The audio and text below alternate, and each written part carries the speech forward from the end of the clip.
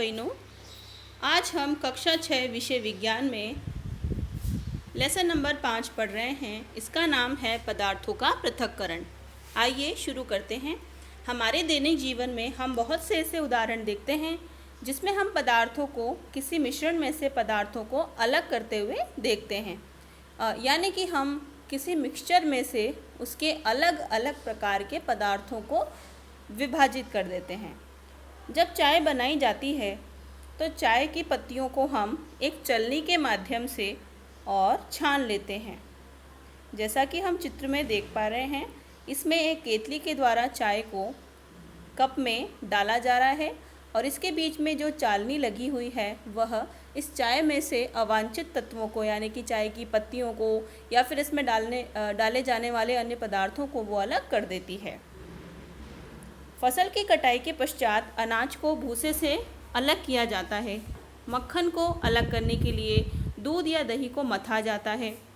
और जैसे कि हमने चैप्टर नंबर 3 में ये भी सीखा था कि रेशों से बीजों को पृथक करने के लिए हम कपास को ओटते हैं, यानी कि उसके रेशों को अलग अलग कर देते हैं।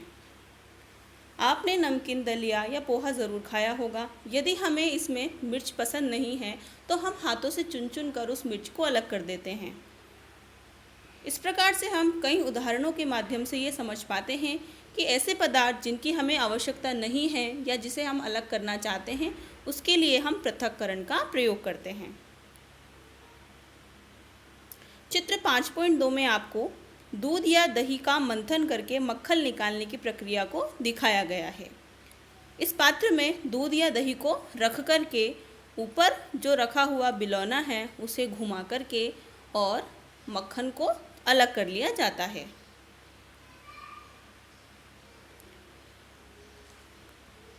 आपके सामने एक सारणी 5.1 हम पदार्थों को पृथक क्यों करते हैं दी गई है। पृथक्करण के प्रक्रम में 3 प्रक्रम हैं। पहला, चावल से पत्थरों को पृथक करना। दूसरा, मक्खन प्राप्त करने के लिए दूध का मंथन करना। और तीसरा, चाय की पत्तियों को अलग करना। इन तीनों में हम भिन्न भिन्न उद्देश्यों के लिए इन्हें पृथक करते हैं। चावलों से पत्थर को इसलिए अलग किया जाता है क्योंकि हमें 2 अलग अलग प्रकार के जो पदार्थ हैं उनमें से उपयोगी पदार्थों को अलग करना है। यानी कि हम चावल को इकट्ठा कर लेंगे और जो पत्थर है उसमें उसके जो ठोस अवयव है उसे हम अलग कर देते हैं। मक्खन प्राप्त करने के लिए जब दूध को हम मथते हैं तब दूध के अवांछित तत्वों को हम अलग कर देते हैं और जो वांछित पदार्थ है उसको हम अलग कर सकते हैं। चाय की पत्तियों में से जो चाय पत्ती है या हानिकारक जो तत्व है उनकी अशुद्धियों को हम छान करके अलग कर लेते हैं और बची हुई चाय जिसका हमें उपयोग करना है उसे हम प्राप्त कर पाते हैं। तो यहाँ पर पदार्थों के पृथक्करण को करना इसलिए आवश्यक है क्योंकि हम सभी पदार्थों में से कुछ ही पदार्थों को प्राप्त करना चाहते हैं। जिसकी हमें आवश्यकता होती है हम उसे पृथक कर लेते हैं और जो हमारे लिए हानिकारक या यूज़फुल नहीं होते हैं उन्हें हम फेंक देते हैं या फिर उसको हम पृथक कर देते हैं।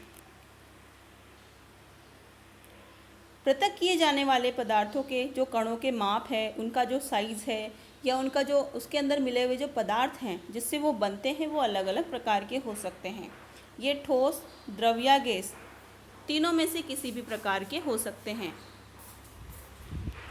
पृथक्करण की विधियाँ, इन्हें अलग करने के लिए भिन्न भिन्न प्रकार की विधियाँ काम में ली जाती है।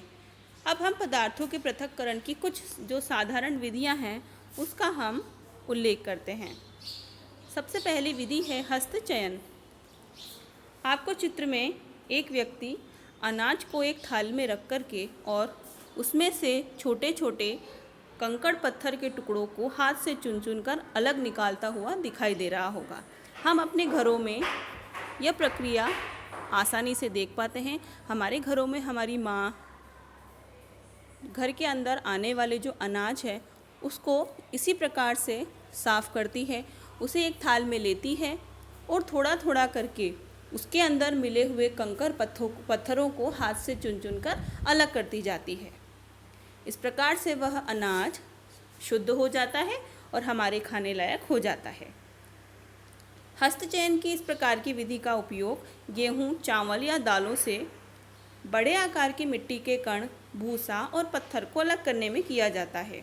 ऐसी जो अशुद्धियाँ हैं उनकी मात्रा बहुत कम होती है, इसीलिए इन्हें हाथों से चुनकर अलग करना आसान होता है। थ्रेसिंग। खेतों या खलिहानों में गेहूं या चावल की जो सूखी डंडियां हैं जिसके ऊपर बीज लगे हुए रहते हैं, उसे हमने गट्ठरों के रूप में रखा हुआ देखा होगा। सूखे पौधों को जब अनाज से अलग किया जाता है तो उससे पहले उसे धूप में सुखा दिया जाता है।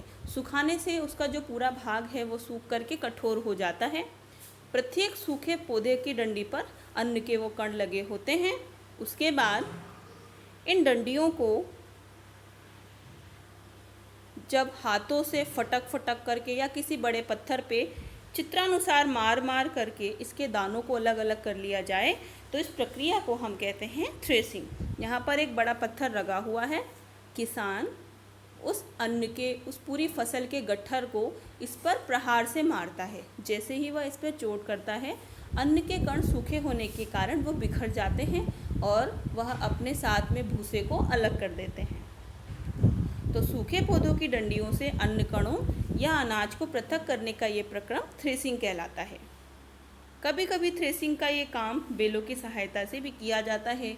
वर्तमान में इसके लिए थ्रेसिंग की मशीनों का भी यूज़ किया जाता है।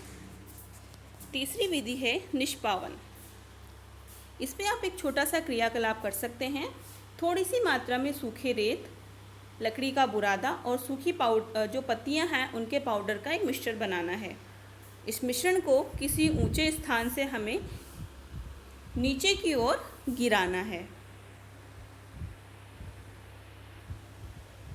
ऐसी ही कुछ प्रक्रिया हमारे घरों में भी की जाती है। हमारी माता गेहूं को साफ करते समय ऊंचाई पर उस गेहूं को भर कर के और नीचे की ओर डालती जाती है। इससे उस गेहूं में मिले हुए जो हल्के पदार्थ होते हैं जैसे कि भूसा और उसमें से निकला हुआ धूल कण इत्यादि हल्के होने के कारण हवा के बहाव की दिशा में आगे की ओर चला जाता है और जो भारी कण होते हैं वो एक जगह इकट्ठा हो जाते हैं। इसकी सहायता से जो गेहूं है, अनाज है, उनमें से भूसा, धूल इत्यादि जैसे हल्के कणों को आसानी से पृथक किया जा सकता है।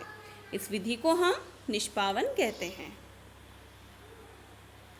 आपने अभी तक हस्तचयन, थ्रेसिंग और निष्पावन ये 3 प्रक्रियाएं आपने सीख ली हैं।